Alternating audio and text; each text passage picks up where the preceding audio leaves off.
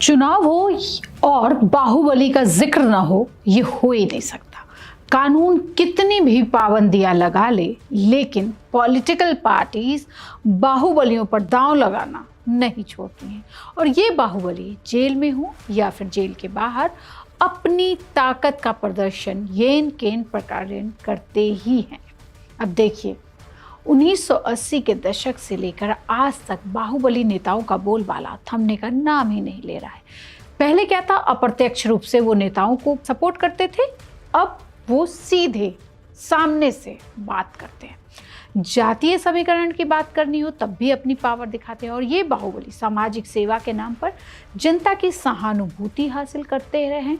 हालांकि पिछले कुछ वर्षों में कोर्ट ने ऐसे बाहुबलियों पर लगाम लगाने की भरपूर कोशिश की, लेकिन जहां वो आगे नहीं आ पाए, उन्होंने अपने परिवार के सदस्यों को टिकट देकर अपनी रणनीति को मजबूत करने की कोशिश की और खूब जुटे हुए हैं। ये नज़ारा बहुत सालों बाद 2025 के चुनाव में देखने को मिलेगा। यूपी में जैसे मुलायम सिंह यादव की समाजवादी पार्टी और मायावती की बहुजन समाज पार्टी बाहुबलियों को आश्रय देती रही है, वैसे ही बिहार में आरजेडी ऐसे नेताओं का राजनीतिक आश्रय स्थल मानी जाती रही है जिनकी पकड़ अपने क्षेत्र में मजबूत रही हो। यही वजह है कि पार्टी ने इस बार कई पुराने बाहुबली परिवारों को टिकट दिया है। अब ऐसा नहीं है कि सिर्फ आरजेडी, हम आगे बात करेंगे जिसमें बीजेपी भी है और जेडीयू भी। अब देखिए, आरजेडी ने 10 बाहुबलियों को और उनके परिवार वालों को टिकट दिया है, जेडीयू ने 7 और बीजेपी एलजेपी आर ने 3 बाहुबली को टिकट दिया है। रघुनाथपुर से मोहम्मद शहाबुद्दीन के पुत्र ओसामा शहाब को आरजेडी ने टिकट दिया। अब शहाबुद्दीन का तो नाम ही काफ़ी है। सिवान की राजनीति में यह नाम अब भी बहुत प्रभावशाली माना जाता है। बाहुबली का आमना सामना आरजेडी की टिकट पर मोकामा सीट से लड़ रही सिवान की बाहुबली सूरजभान सिंह की पत्नी वीणा सिंह देवी को टिकट दिया है। वीणा सिंह का मुकाबला जदयू के बाहुबली नेता अनंत सिंह के साथ है। अनंत सिंह का वीडियो काफ़ी वायरल भी हो रहा है। यहाँ यह जानना ज़रूरी है कि पिछले 5 चुनाव से अनंत सिंह और उनकी पत्नी चुनाव जीतते ही रहे हैं।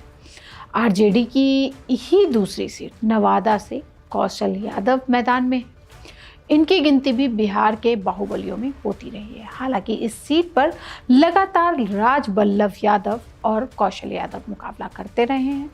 इस बार इस विधानसभा क्षेत्र में राजद ने जदयू के ही आरजेडी में शामिल हुए कौशल यादव को अपना प्रत्याशी बनाया है।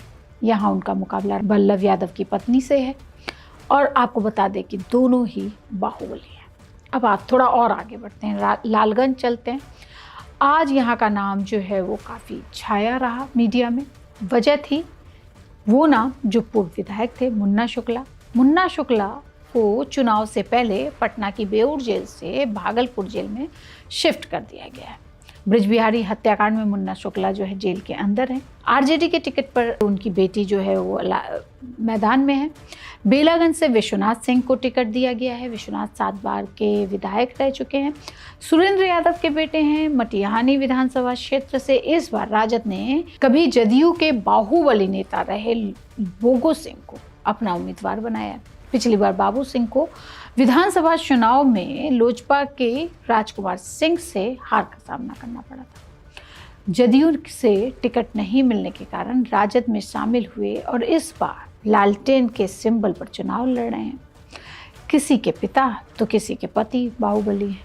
ऐसी ही एक और प्रत्याशी हैं रुपौली विधानसभा क्षेत्र से कभी जदयू की विधायक और पूर्व मंत्री रही बीमा भारती।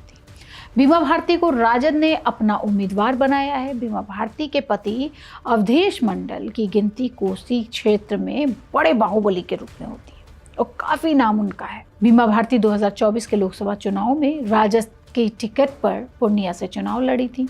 आपको याद होगा कितना बवाल हुआ था पप्पू यादव का नाम। उसके बाद बिहार विधानसभा उपचुनाव में रुपौली विधानसभा के उपचुनाव में उनकी हार हुई। निर्दलीय शंकर सिंह उन्हें चुनाव में पराजित कर चुके थे। एक बार फिर से राजद ने विधानसभा चुनाव में उन्हें अपना उम्मीदवार बनाया है। राजद ने दानापुर से एक बार फिर से बाहुबली रीतलाल यादव को अपना भरोसा जताया है। राजद के टिकट पर वे फिर से चुनावी मैदान में हैं। हालांकि यह अभी जेल में बंद है अब देखिए, जेल में बंद प्रत्याशियों को टिकट दिया गया। उनका मुकाबला भाजपा के वरिष्ठ नेता और पूर्व सांसद रामकृपाल यादव से होगा। राष्ट्रीय जनता दल ने वारसिलीगंज से बाहुबली अशोक महतो का नाम अगर आपको याद हो, लालू यादव जब मुख्यमंत्री थे, राबड़ी देवी, तो उनका काफ़ी नाम था। उन्होंने अपनी पत्नी को उम्मीदवार बनाया। 2024 के लोकसभा चुनाव में राजद या नीता देवी की मुंगेर से अपना लोकसभा का उम्मीदवार बनाया था। हालांकि इस चुनाव में उनकी हार हुई थी। ये तो बात हुई आरजेडी की। अब बात करेंगे जदयू की। तो जदयू भी बाहुबलियों को टिकट देने में पीछे नहीं रही है। 7 ऐसे बाहुबली हैं जिनको उन्होंने टिकट दिया है। बिहार विधानसभा के लिए जो लिस्ट जारी की है उसमें ऐसे बाहुबलियों के रिश्तेदारों का नाम शामिल है। इस लिस्ट में वो लोग भी शामिल हैं जो जदयू के टिकट पर कई बार चुनाव जीतते रहे।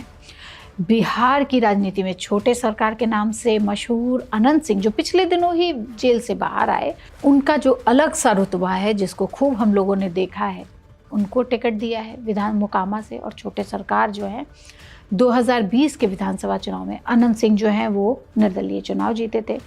बाद में हुए चुनाव में उनकी पत्नी नीलम देवी को टिकट दिया गया और वो जीती भी। अभी हो रहे चुनाव में विधानसभा में अनंत सिंह को जदयू ने मोकामा से अपना उम्मीदवार घोषित कर दिया गया। इस विधानसभा चुनाव में उनका मुकाबला एक समय के बाहुबली सूरजभान सिंह की पत्नी वीणा देवी के साथ होगा। औरंगाबाद के नवीन नगर सीट से जदयू ने बाहुबली आनंद मोहन के बेटे चेतन आनंद को अपना उम्मीदवार बनाया है। चेतन आनंद बिहार के बाहुबली कहे जाने वाले आनंद मोहन के बेटे हैं और बड़े बेटे हैं। आनंद मोहन की पत्नी लवली सिंह, वो भी वर्तमान में शिवहर से सांसद हैं लोकसभा से। 2020 में विधानसभा चुनाव में चेतन आनंद शिवहर से ही आरजेडी की सीट पे लड़े थे, उसके बाद भाजपा में शामिल हो गए। इस तरह से ये पूरा का पूरा जो है कुनबा किस तरह से राजनीति पे हावी हो रहे हैं ये हम लोग देख रहे हैं। गोपालगंज के कुचायकोट विधानसभा क्षेत्र से जदयू के एक बार फिर से अमृत पांडे उर्फ पप्पू पांडे पे अपना भरोसा जताया है। अमृत पांडे 3 बार यहाँ के विधायक रहे हैं। इस बार भी जदयू ने उनको अपना उम्मीदवार बनाया। बेलागंज विधानसभा क्षेत्र से जदयू में फिर से बाहुबली बिंदी सिंह की पत्नी मनोरमा देवी को अपना उम्मीदवार बनाया। इसी साल हुए विधानसभा चुनाव के उपचुनाव में मनोरमा देवी ने राजद के बाहुबली नेता सुरेंद्र यादव के पुत्र विश्वनाथ सिंह को चुनाव में हराया था और बुरी तरह हराया था। मटिहानी विधानसभा क्षेत्र से जदयू ने कभी बेगूसराय और उनके आसपास के सबसे बड़े बाहुबली रहे कामदेव सिंह के बेटे राजकुमार सिंह को अपना टिकट दिया है। राजकुमार सिंह ने 2020 के विधानसभा चुनाव में यहाँ से लोजपा के टिकट से जीत हासिल की थी। उन्होंने बाहुबली जदयू नेता बोगो सिंह को चुनाव में पराजित किया था। अब बात करते हैं रुपौली विधानसभा क्षेत्र से जदयू ने बाहुबली शंकर सिंह को अपना उम्मीदवार बनाया है। शंकर सिंह विधानसभा के उपचुनाव में राजद के प्रत्याशी बीमा भारती को निर्दलीय चुनाव लड़कर पराजित किया था। बाद में हुआ कि जदयू में शामिल हो गए और इस बार जदयू ने उन्हें रुपौली से अपना उम्मीदवार बना दिया। बीजेपी और लोजपा भी इसमें पीछे नहीं है। उन्होंने भी 3 उम्मीदवार अपने उतारे हैं और यहाँ पे परिवारवाद भी खूब दिखता है और परिवारवाद को लेकर ये पार्टियां मुखर भी रही हैं। बाहुबली उम्मीदवारों के मामले में बीजेपी और चिराग पासवान की पार्टी ने कई बाहुबली परिजनों को उम्मीदवारी दी है और जैसे तरारी विधानसभा क्षेत्र में बीजेपी ने बाहुबली सुनील पांडे के बेटे प्रशांत विशाल को फिर से मैदान में उतारा है। लोकसभा चुनाव के बाद हुए बिहार विधानसभा उपचुनाव में पहले सुनील पांडे और उनके बेटे प्रशांत विशाल बीजेपी में शामिल हुए थे। उपचुनाव में बीजेपी ने प्रशांत विशाल को तरारी से अपना उम्मीदवार बनाया था और उनकी जीत हुई। इस बार भी बीजेपी ने प्रशांत पर अपना दांव खेल दिया है। शाहपुर विधानसभा क्षेत्र से बीजेपी ने बाहुबली नेता स्वर्गीय विश्वेश्वर ओझा के बेटे राकेश ओझा को अपना उम्मीदवार बनाया है। शाहपुर विधानसभा क्षेत्र से ओझा के छोटे बेटे भुवर ओझा की पत्नी मुन्नी देवी विधायक हुआ करती थी। विश्वेश्वर ओझा की हत्या के बाद पहली बार बीजेपी ने उनके बेटे को अपना उम्मीदवार बनाया है और आप यहाँ पे जाति का मामला भी देख सकते हैं। वहीं हापुड़ विधानसभा क्षेत्र से चिराग पासवान की पार्टी लोक जनशक्ति रामविलास ने बाहुबली हुलास पांडे को अपना उम्मीदवार बनाया है। हुलास पांडे बीजेपी के बाहुबली नेता सुनील पांडे के छोटे भाई हैं। हुलास पांडे का अपना दबदबा पहले से रहा है।